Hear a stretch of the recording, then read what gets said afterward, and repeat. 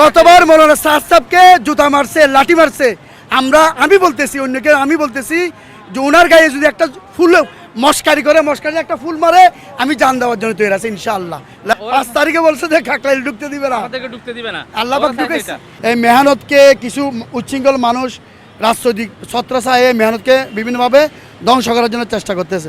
আমরা চাইতেছি আমাদের যে মূলধারা নিজামুদ্দিন বিশ্ব মার্কাজ, ওই মার্কাজের আগে যেভাবে আমরা মেহনত করতাম, আমাদের থেকে যারা বাইরে গেছে এরাও যেন আবার ওই আজকে থেকে 100 বছর আগে যেভাবে চলতেছে ওইভাবে চলার জন্য এটার জন্য হয়।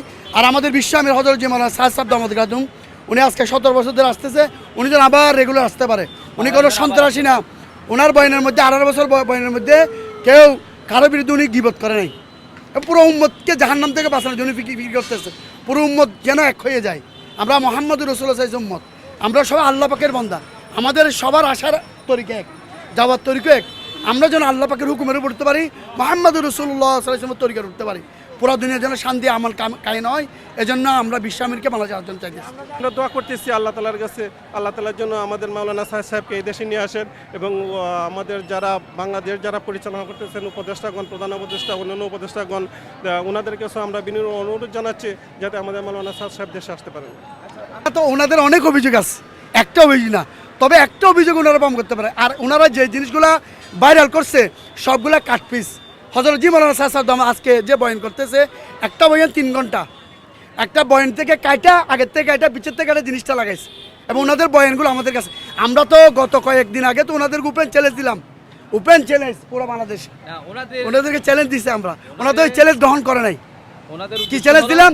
যে বিষয়গুলো আপনারা বলতেছেন বসেন, বিশ্বের সমস্ত বড় বড় উলামা একরাম আসবে, বসেন, ওখানে সমাধান হোক। আমরা তো চাই, আমরা আল্লাহ পাকের কাছে দরখাস্ত দিছি। ওনাকে বিশ্ব আমির বানাইছে কে? আল্লাহ। আর ওই বিশ্ব আমির বানাইছে, উনি আনবে ইনশাআল্লাহ।